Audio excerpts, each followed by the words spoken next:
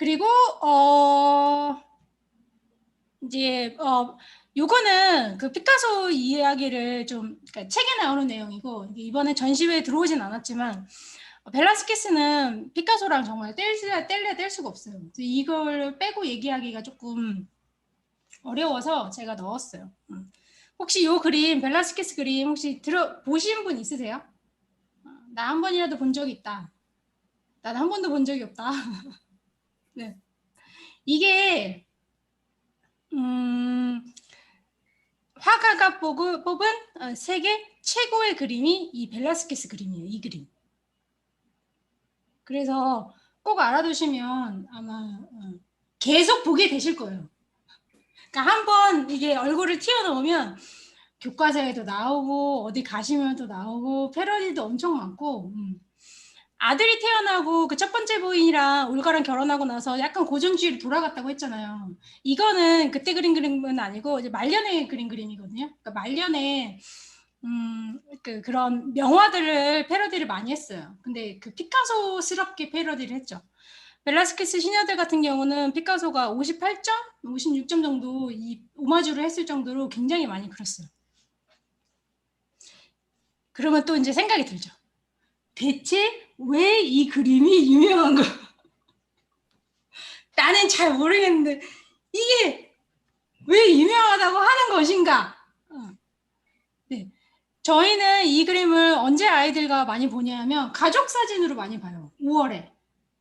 자, 이거 가족 사진이야. This is family picture. Find mom and daddy. 엄마 아빠 찾아. 얘는 공주잖아요. 그죠? 공주 엄마 아빠. king and queen 찾아봐. 이렇게 많이 얘기해요. 그럼 아이들이 못 찾을 것 같지만 정말 잘 찾아요. 자, 엄마 아빠 어디 있어요? 여기 있죠. 거울 안에 있어요. 이게 어떤 장면이냐면, 그러니까 엄마 아빠가 앞에 서 있어요. 그리고 얘는 화가예요. 벨라스케스. 지금 그림을 그리고 있죠. 그림을 지금 그리고 있는 거예요. 앞에 서서 그거를 화가가 그리고 그 장면을 보려고 누가 비슷한 거예요? 딸이 온 거예요. 이게 딸이 지금 온 거죠. 이렇게. 그 장면을 그린 거예요. 그러니까 벨라스케스가 이렇게 놓고 보니까 공간이 생겼죠. 엄마 아빠가 앞에 있는 거 우리가 상상하면서 이게 하나의 공간이 돼버리잖아요. 그러니까 이것도 다른 방식의 입체를 그리는 방법인 거예요. 그래서 화가들은 거울에 비친 거 그리는 거 이런 걸 엄청 좋아해요. 거울에 엄청난 많은 영감을 받아 해요, 화가들은. 왜냐하면 그게 자연스럽게 공간을 만들어 주거든요. 그거를 보는 사람들이 상상을 할 수가 있어요. 그리고 벨라스케스를 조금 이해하려면 그 흐름을 조금 알아야 되는데 혹시 제 그 미술사 강의 혹시 들어보셨던 분 있을지 모르겠는데 이게 배경이 검은색으로 이렇게 색칠한 거 이게 바로크 때 그림 스타일이거든요. 그리고 사람을 주인공을 이렇게 가운데다 두는 거죠. 이런 식으로 꼭 연극 같죠. 드라마의 한 장면처럼 스토리가 있고 나머지는 다 블랙으로 처리하면서 꼭 한 편의 연극을 보는 듯한 느낌이 들잖아요. 이게 바로크 시대 스타일이에요. 그거를 벨라스케스는 어떻게 표현했냐면 이 공간을 검게 지금 이렇게 칠했죠. 되게 배경이. 이게 바로크 시대의 화가란 말이에요. 그런데 그 공간 안에 뭐도 집어넣었어요? 저기 자세히 보시면 어둠이 그냥 어둠이 아니에요. 입체가 보여요. 그러니까 공간이 있어요. 아까 얘기했던 그 원근법을 집어넣은 거예요. 그리고 여기 보시면 끝에 빛을 넣었죠. 후광 처리를 이렇게 했어요. 그래서 우리가 굉장한 공간감을 느낄 수가 있죠. 벨라스케스는 좀 어려워요. 이게 과부하 걸리시는 거 아니에요? 네. 저거 매니저님이 너무 어려운 내용들 다 빼고 쉽게 쉽게 하라고 막 그랬는데 이게 욕심이 자꾸 생기는지 이게 벨라스케스 그림이에요. 그래서 화가들이 이 벨라스케스 그림에 엄청난 영감을 많이 받았고 지금까지도 많이 패러디가 되고 있는 그림이 이 벨라스케스 그림이에요. 그거를 이렇게 피카소가 피카소스럽게 이렇게 이런 식으로 공주 옆에 너무 귀엽죠? 공주의 하녀들 네 이렇게 그다음에 강아지 이렇게 패러디를 했어요. 그러니까 고전주의 때는 이렇게 많이 그렸어요. 그리고 나서 전쟁이 터졌죠. 전쟁이. 그 게르니카는 그 반전 그 피카소의 반전 그림들 중에서도 굉장히 유명한 그림이고 그러니까 이 작품이 들어오진 않았어요. 이번에 저희가 들어온 작품은 이 작품이에요. 근데 이 작품을 알기 전에 그 피카소의 그 반전을 조금 아시면 스페인에 이제 그 쳐들어온 거예요. 그래서 그 스페인 독재 정권이랑 나치랑 결합을 해서 이제 들어왔고 그래서 그거에 대해서는 반대되는 그러니까 이때 되면 워낙 피카소는 유명한 인지 있는 영향력이 있는 사람이기 때문에 이런 그림 하나 이런 것들이 그 사람들의 관심을 더 갖게 만들 수도 있고 이제 자기 이제 위치 유명한 연예인들이 기부도 더 많이 하고 하는 것처럼 자기의 위치를 너무 잘 알았기 때문에 반전의 느낌으로 해서 이렇게 그림을 그렸고 보면 굉장히 피카소스럽죠. 그리고 색도 그 전쟁 관련된 그림들 반전 그림들은 피카소가 거의 색을 쓰지 않았어요. 블랙 앤 화이트로 해서 이렇게 많이 표현을 했고 그리고 이렇게 아이가 죽어서 여자가 울부짖고 이런 모습들 그래서 어린아이 같지만 하나하나 뜯어보면 되게 괴기한 그로테스크한 모습들이 많이 있어요. 그래서 이런 그림을 그렸고 이번에 저희가 들어온 게 이 작품이에요. 이 작품. 네. 그러니까 이거 보러 가는 거죠. 이번에. 네. 그리고 이게 제목이 보시면 한국전쟁이에요. 한국전쟁. 한국이란 나라가 그때 뭐 유명하지도 않았는데 피카소가 한국이라고 콕 집어서 얘기한 것도 저는 너무 이게 피카소의 안목이지 않나.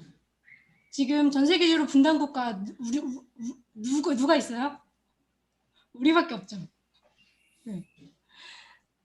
아이비 그때 세미나 들으신 분 아이비도 저희가 분단 국가라서 앞으로의 세계 평화의 중심엔 한반도가 있다. 한반도에 그런 평화의 씨앗을 심어보지 않겠냐. 이혜정 교수님 이렇게 얘기해가지고 아이비 이번에 들어왔다고 했는데 그런 것처럼 어떻게 보면은 우리가 세계 평화의 중심에 있죠. 미국 사람들은 한국 안 오려고 그래요. 전쟁 날 것 같다고 이러면서 내가 보기엔 자기네 총이 더 위험한데 우리가 생각하기에 너네 맨날 총질하는 게 더 위험해 보이는데 걔네들은 한국에서 어떻게 살아요? 불안해서 막 전쟁 날 것 같아요. 막 이러면서 이런 얘기. 어쨌든 이것도 피카소가 예상을 했나? 내가 막 이런 생각이 들 정도로 워낙 피카소는 그런 이제 안목 이런 것들이 좋기 때문에 그런 것도 재밌었고 동양적이죠 얼굴도. 내가 나랑 피카소가 무슨 상관이야라고 얘기하시는 분들도 이 그림 하나로 6.25 때 저희 나라를 말도 안 되는 나라에서 많이 도와줬어요. 그러니까 한국 전쟁을 알리고 그거의 부당함을 알리고 해준 그림이 바로 이 그림이에요. 그래서 지금 생각해보면 말도 안 되는 나라들, 뭐 에디오피아 이런 나라들도 우리나라를 많이 도와줬어요. 6.25 때. 그래서 우리는 내가 뭐 피카소랑 무슨 상관이야? 나는 전혀 상관없어. 알게 모르게 피카소의 도움을 받고 살았던 거죠. 네. 그런 것도 좀 아이들과 이야기 나누면 좋을 것 같고. 그러니까 내가 누군가에게 나는 도움을 안 받았다고 하지만 나도 모르게 도움을 받고 살아가고 있는 거죠. 그러면 내가 또 그 사람들을 위해서 다른 사람들을 위해서 또 배려하면서 살아가야 되는 거고 좀 이런 생각을 조금 많이 하게 됐고 그리고 보시면 하나하나 뜯어보면은 정말 많은 이야기들이 숨어져 있어요. 이 그림 혹시 고야 그림 아시는 분? 이거는 고야의 그림이고 이거는 만의 그림이에요. 구도가 굉장히 비슷하죠. 고야가 첫 번째예요. 그리고 마네가 그림을 그렸고 그 다음에 이제 피카소가 이 그림을 그렸어요. 이렇게. 이게 세 번째예요. 아까 반전 그림은 굉장히 피카소스럽게 그렸지만 이거는 피카소가 이 구도를 따라갔죠. 그런 것도 조금 재밌더라고요. 그러니까 약간 캠페인 같잖아요. 반전 캠페인. 고야가 그린 고야의 뜻을 마네가 있고 마네가 이었던 뜻을 다시 피카소가 있고 그러면 또 다시 유명한 어떤 화가가 또 그 사람들의 정신을 다시 잊고 그래서 조금 오히려 저는 제 개인적으로는 그 한국 학살이 좀 더 그 전쟁에 대한 이야기를 알리는 게 더 좋고 저는 그 그림을 그러니까 제목이 한국 학살이라기보다는 그 그림이 더 좋았거든요. 그 반전 그림으로 게로니카보다. 그래서 그런 것도 아이들과 가시기 전에 이제 보시면 좋을 것 같고 이 색깔들 보면은 이런 색깔들 그러니까 진품은 진짜 가서 봐야 돼요. 이 보면은 이 그림에 색이 많이 안 보이잖아요. 근데 실제로 가서 보시면 정말 다채로운 색들이 보여요. 그래서 전쟁의 잔혹함보다는 빨리 전쟁이 끝나서 평화가 왔으면 좋겠다. 그러니까 평화를 이야기하고 싶은 마음도 굉장히 많았구나라는 거를 저도 이번에 거기 가서 그 그림을 보고 느꼈어요. 그런 것처럼 이게 진짜 진품을 가서 봐야지 이게 조금 다르구나. 그리고 이게 보시면 고야 같은 경우는 이렇게 해서 무차비하게 프랑스 군인이 스페인 그 시민들 아무것도 모르 계몽사상으로 내가 나폴레옹이 전 세계를 구해줄 것 같았지만 사실은 걔는 계몽사상가가 아니고 그냥 그 황제가 돼버렸잖아요. 그냥 무자비한 킬러였을 뿐이야. 막 이런 거를 좀 보여주는 게 고야의 그림이에요. 그거를 마네가 이었고 근데 저는 마네가 요거를 넣은 게 정말 좋았어요.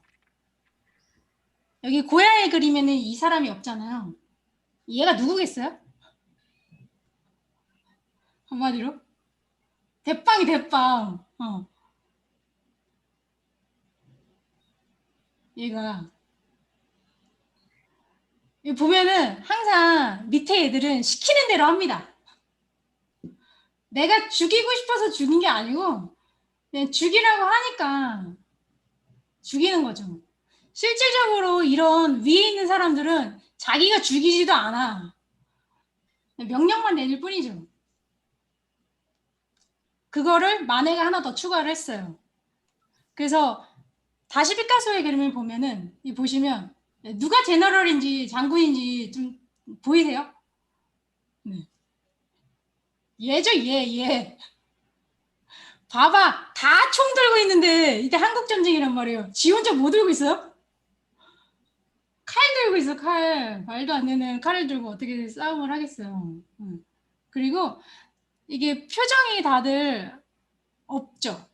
그리고 얘는 심지어 이렇게 숨어 있는 것 같은 무서워하는 듯한. 근데 얘는 누가 봐도 화나 보이잖아요. 죽여! 그리고 요것도 들고 있어요. 이런 것도 아이들한테 뭘 것 같니? 정답을 가르쳐주면 자꾸 아이들이 내가 생각한 거, 내가 찾은 것만 자꾸 찾게 되잖아. 그래서 그림을 이렇게 잘, 지금 어머니 특강이라서 이렇게 뜯어서 설명하지, 아이들은 아이들이 찾게 하는 게 가장 좋아요. 이거 갖고 있는 게 뭔 것 같아? 그러면 이제 정말 다양한 답이 나올 거예요. 그거를 아이들과 조금 즐기셨으면 좋겠어요. 꼭 한나 아렌트 그 이야기 같잖아요. 나치 그 아이만 너 왜 이렇게 나치 애들 그렇게 많이 죽였어? 근데 그렇게 많이 죽인 그 아이만이 되게 나쁜 사람인 것 같지만 사실은 나쁜 사람이 아니고 나 군인이었어. 나 시켜서 한 거야. 나 잘못 없어. 이렇게 재판이 끝났단 말이에요. 그런 것처럼 조금 생각해 볼 수 있는 아이들과 이 사람들은 그리고 얘네들은 벌거벗고 있죠.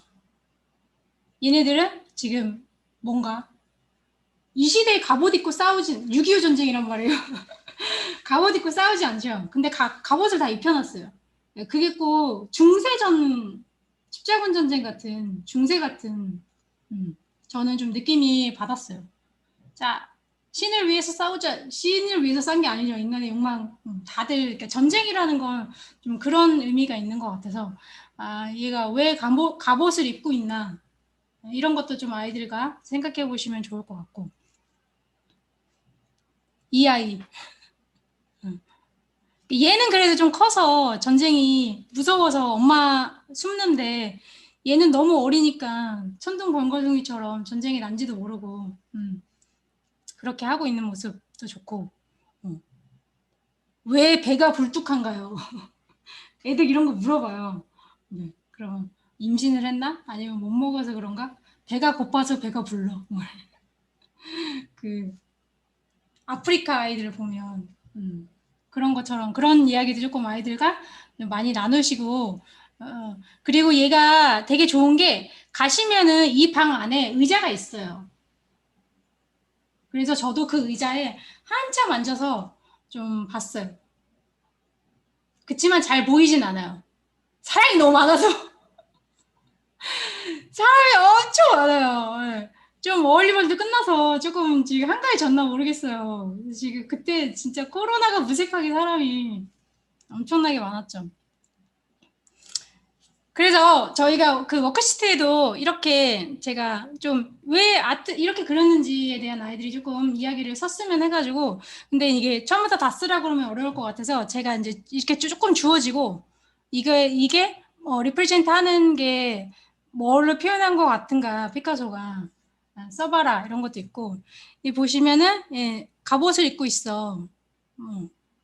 그러면 그거에 대해서 이제 왜 이렇게 쓴 것 같은지 그리고 나머지 빈칸은 아이들이 찾아서 뭐 이런 모습이라든가 이런 모습이라든가 뭐 이런 모습이라든가 그 여러 가지 모습들이 있잖아요. 네. 뭐 이런 모습이라든가 아이들이 좀 찾아서 그거에 대한 좀 이야기를 자기만의 해석을 좀 썼으면 좋겠다 싶어서 아이들과 이야기를 나눌 예정입니다. 그리고 고양이 그림도 넣었어요. 고양이 그림이 어떻게 그 한국 학살이랑 비슷한가? 왜 피카소는 이렇게 비슷하게 고야랑 그린 것 같은가? 뭐 이런 것들도 조금 넣었어요. 그래서 아이들과 가시기 전에 조금 더 생각해보고 가시면 좋을 것 같아요. 정말 최고의 그림입니다. 그리고 이거는 이제 요 그림은 가서 요 오브젝은 가시면 보실 수 있으세요. 네, 저도 이번에 책하면서 알았는데 저도 몰랐거든요. 피카소가 그러니까 비둘기가 평화의 상징이 된 게 피카소 때문이더라고요. 그러니까 평화의 상징을 그리라고 했는데 그걸 피카소가 비둘기를 그렸어요. 그 다음부터는 이게 전쟁의 그 평화의 의미로 비둘기가 되었다는 이야기가 책에 나와요. 그래서 너무 재밌다. 네, 이 그림 가시면 보실 수 있습니다. 그리고 너무 빠른가요? 쫓아오고 계세요? 네, 어려운가요? 나 피카소 생각보다 너무 어려워. 이거 우리 애가 이해할 수 있나? 저도 그런 마음으로 지금 다음 주부터 이거 잘. 근데 관점을 두 가지로 보시면 될 것 같아요. 조금 더 편하게 아이들과 그렇게 보셔도 되고 또 조금 더 고학년 아이들은 그 숨어있는 피카소 이야기도 조금 더 잘 풀렸으면 좋겠고 그리고 볼레로 연작에 가시면은 방 하나가 따로 있어요. 이게 무슨 그림들이 있냐면 제가 자세히 보니까 보시면은 이게 미노타우루스 그 황소 있잖아요. 라비린스에 갇혀 있는 그거 그림이고 여기 보시면은 그러니까 신화 이야기들을 많이 가지고 와서 그거를 애칭으로 만든 거예요. 그 여기서 또 다시 설명, 그 애칭이 뭔가요? 이렇게 되는데, 그러니까 판화를 찍는 방법이 뭐 석판화도 있고 여러 가지 방법이 있는데 그 중에 애칭이라는 게 있어요. 못으로 긁어가지고 왜 예전에 그런 거 학교 다니면서 한번 안 해보셨나요? 그리고 거기에다가 산화제 부으면 얘가 이게 음각이 이렇게 생겨서 거기에다가 물감을 넣고 이렇게 프레스로 찍으면 되게 선처럼 나오는 게 바로 애칭이에요.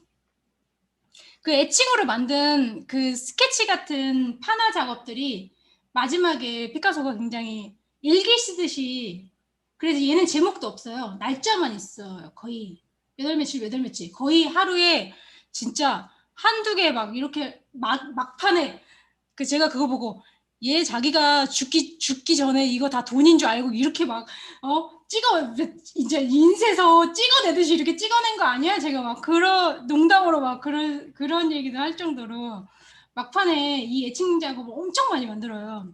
근데 그게 다 이제 그리스 로마 신화 관련된 이야기들이 좀 더 많더라고요. 그래서 아이들이 좀 그리스 로마 신화는 이야기거리가 워낙 많으니까 거기에서 봤던 작품들을 몇 가지 뽑아서 이제 이렇게 스티커로 제가 만들었어요. 그래서 아이들이 그 그림을 넣고 거기 안에 이제 이야기를 쓰고 뭐 이렇게 좀 칸을 만들어가지고 아이들이 그 그리스 로마 신화 이야기를 자기만의 이야기로 바꿔서, 그리고 이게 꼭 스케치 같잖아요.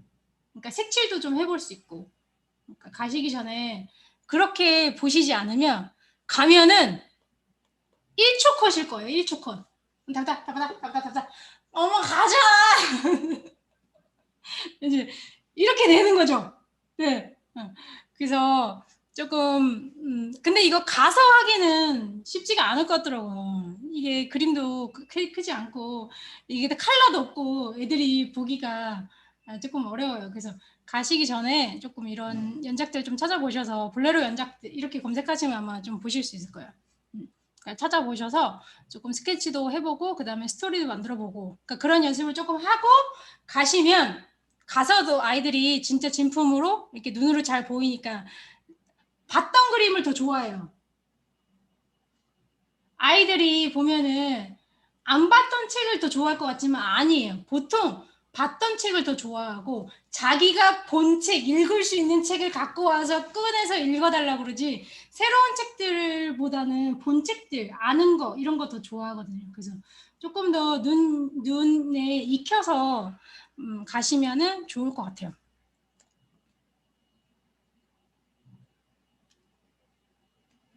그리고 그 세미나 지금 저희 반 끝나고 제가 요거 저희가 작업한 거는 요 부분은 공유해 드릴게요. 그래서 만약에 아이들과 가실 때는 조금 요 부분을 좀 아이들과 그냥 스토리 뭐 잠깐이라도 뭐 The monster is coming 뭐 어린 레벨은 그 정도만 해도 사실은 되잖아요. 그래서 그렇게 보고 가시면 좋을 것 같아요. 그리고 피카소는 90 넘어까지 살았어요. 작품만 3, 4만 점. 아, 대단하죠. 고우가 죽기 전에 한 3, 400점 정도 돼요. 그거랑 비교해 보시면 3, 4만 점이면, 그러니까 마지막에 자기 죽으면 이게 다 돈이 될 거라는 거 알아서 막 공장처럼 막 그리고 피카소 그 상속받은 그 사람들 상속세를 낼 수가 없으니까 다 피카소 그림으로 상속세를 낸 경우가 많아요. 그 그림으로 상속세를 다 냈을 정도로 엄청난 그림을 많이 그렸고, 뭐 회화뿐만 아니라 진짜 열정인 것 같아요.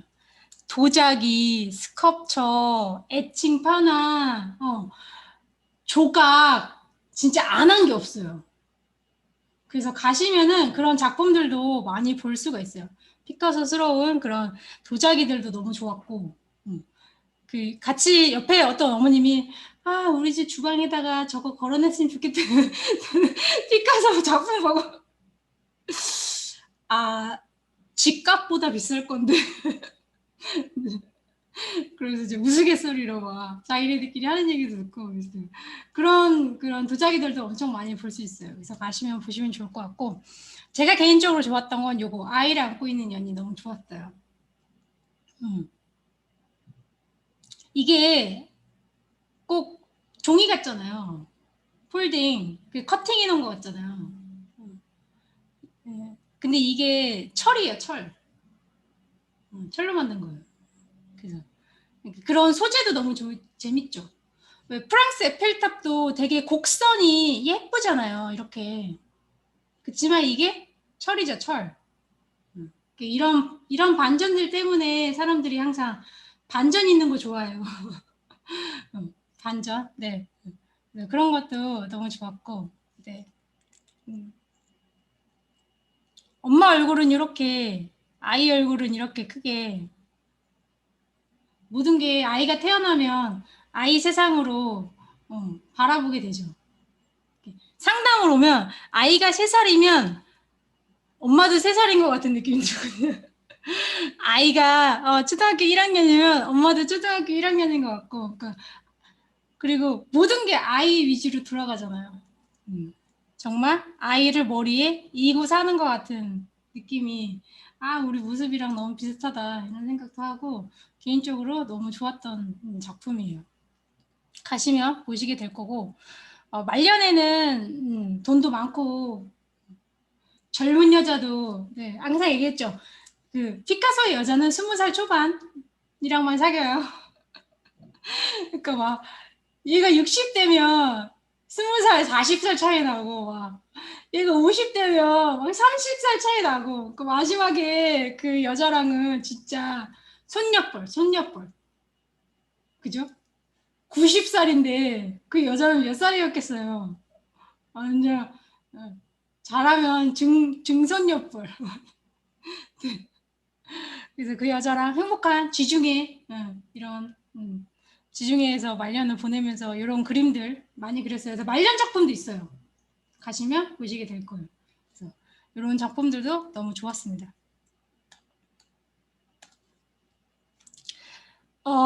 이게 피카소 어느 시대의 그림인지 아시겠어요? 이제 조금 눈에 들어오시나요? 네. 청색시대, 네, 네, 작품이에요. 근데 이게 되게 재밌죠. 음악을 표현하는 방법이, 예전에는 음악을 어떻게 표현했어요? 기타를 치고 있는 사람. 근데 음악을 표현하는 방법이 기타, 뭐 이런 악기를 그리지 않고서는 표현하기가 힘들었던 거죠. 되게 갇혀 있죠. 제한적이잖아요. 그런데 이 그림을 딱 만들어서 이거 가시면 보실 수 있으세요. 기타를 이렇게 해체해 버렸어요. 기타인지 뭔지. 기타를 이렇게 쪼개 놓으니까 그 다음부터는, 이건 간디스키 작품이거든요. 음악을 표현하는 방법이 훨씬 더 다양해졌죠. 그러니까 피카소는 그런 역할을 하는 것 같아요. 잘 그릴 필요 없어 라고 하니까 오히려 더 많은 그림들이 잘 그려야 된다는 거에 대해서 자유로워졌어요. 자유를 얻었어요. 그리고 음악을 표현하는 방법도 그냥 단순히 기타를 그린다든가 아니면 음표를 그린다든가 이렇게밖에 표현하지 못했던 거를 정말 점과 선과 면으로 음악을 자유롭게 표현하게 만들어줬죠. 그게 피카소가 한 정말 획기적인 사건이 아닐까. 그래서 피카소. 그러니까 이게 창의성을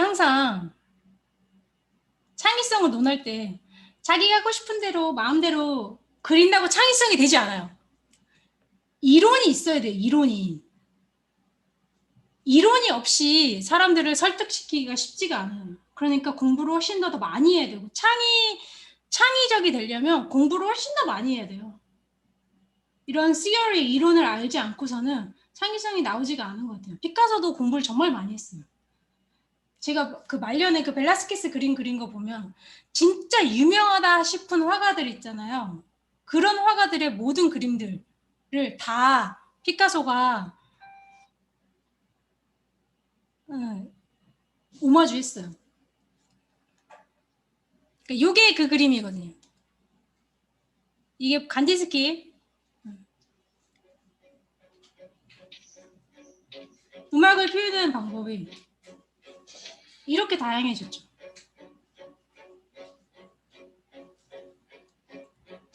이게 피카소의 힘이지 않나.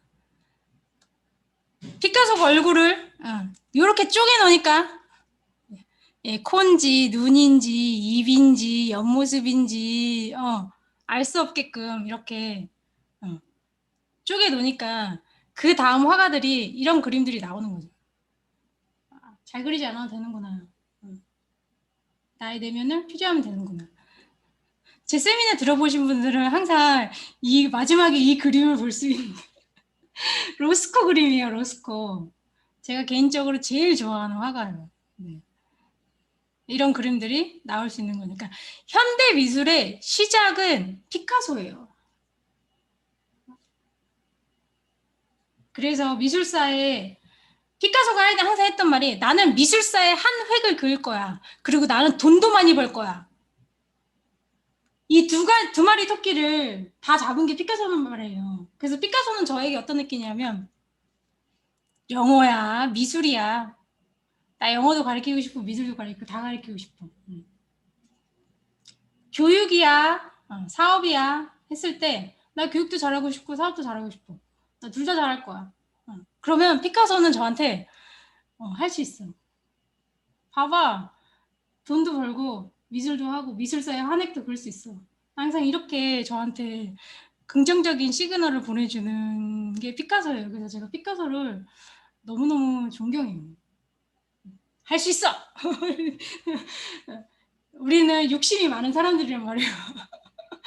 나의 그 욕심을 대신 공부 열심히 해서 더 열심히 하면 되잖아. 이렇게 나한테 조금 얘기해 주는 게 피카소예요. 그래서 우리 아이들한테도 그런 좀 긍정적인 시너지를 줬으면 좋겠어요. 피카소가. 그리고 저희가 아이들을 가리키면서 정말 이거 피카소가 했던 얘기예요. Every child is an artist. The problem is remain an artist once they grown up. 자랄 때까지 그 천재성을 가지고 있고 어린아이처럼만 자라면 뭐든지 다 아티스트, 누구나 다 아티스트가 될 수 있다는. 근데 진짜 이런 얘기 저한테 많이 오시는. 미술을 조금 더 체계적으로 배우게 해주고 싶어요. 그냥 미술학원에 보내지 마세요. 저는 이렇게 대답을. 뭔가 체계적으로 배우게 하려고 하지 마세요. 내버려 두세요. 그런 얘기 정말 많이 하거든요. 피카소도 체계적으로 그렇게 배웠잖아요. 그 체계적으로 배운 모든 것들을 체계적으로 까먹게 하려고 정말 많이 노력을 했어요. 피카소가. 이거 저희 아이들이 패들렛에 댓글을 달았는데 버터플라이 예쁜 게 있었어요. 근데 거기다 댓글을 이렇게 달았어요. Wonderful. 굉장히 재밌죠. 카피라이트로 너무 좋지 않아요? Wonderful. 정말 wonderful 느껴지잖아요. 그러니까 아이들은 정말 천재와 어느 날 보면 천재 같고 어느 날 보면은 세상에 이런 바보가 없어요. 더미스트 에버야 정말. 그런데 그 천재와 그 바보 사이를 왔다 갔다 하면서 정말 창의적인 게 바로 아이들이에요. 그 아이들에게 뭔가 자꾸 체계적인 무언가를 집어넣으려고 하지 마세요. 그냥 그림은 특히 미술 분야는 그냥 내버려 두면 돼요. 잘 그린 그림을 잘 그리는 스킬을 얻으면 창의성을 포기하게 돼요. 뭐가 더 중요한가? 그림을. 그리고 나 스스로도 잘 그려야 된다는 거에 사로잡혀서 아이가 잘 그릴 때 오 박수 쳐준. 이게 내 잘못인 거죠. 제가 이 세미나 하고 나서도 며칠 지나면 그렇죠. 뭐 잘 그린 그림이 중요하지 않아요. 근데 자꾸 저희 아이가 쫄라맨을 그려요. 이렇게 상담을 하세요. 쫄라맨을 그리든 고전주의를 그리든 쫄라맨 그림이 어때? 내버려 두면 되죠. 그래서 아이들은 내버려 두면 되지 않을까. 그냥 내가 뭐라고 내가 뭐라고 자꾸 아이들한테 저도 그 피카소를 좀 제대로 이해한 다음부터는 특히 아이들의 그림에 잘 손대지 않아요. 내버려둬요. 그리고 이거 정말 공감을 하는 게 저는 그림을 잘 그리잖아요. 잘 그리는데 아이들이 그린 그 표현들이 한 번씩 느낌이 너무 좋을 때가 있어요. 나도 저렇게 그리고 싶다. 근데 이미 벌써 난 잘 그리기 때문에 그 느낌을 아이들처럼 그리기가 쉽지 않아요. 그 너무 부러워요. 이거 좀 잘 이해 안 되시죠? 그래서 피카소가 왜 이런 말을 했는지 정말 잘 이해가 돼요. 그러니까 그렇게 그리고 싶은데도 나는 벌써 이미 잘 그리기 때문에 그렇게 그릴 수가 없어요. 그런 게 너무 안타까워요. 근데 그런 천재 아이들을 내가 자꾸 깎고 뭐 해서 볼품없는 다이아몬드를 깎아서 정말 볼품없는 돌멩이를 만드는 것 같은 그런 느낌이에요. 그래서 어머님들도 아이들이 어떤 그림을 그리든 그냥 체계적으로 배우지 않아도 자꾸 미술을 체계적으로 배우려고 하는데 네, 미술은 체계적으로 배우지 마세요. 그냥 내버려두면 됩니다.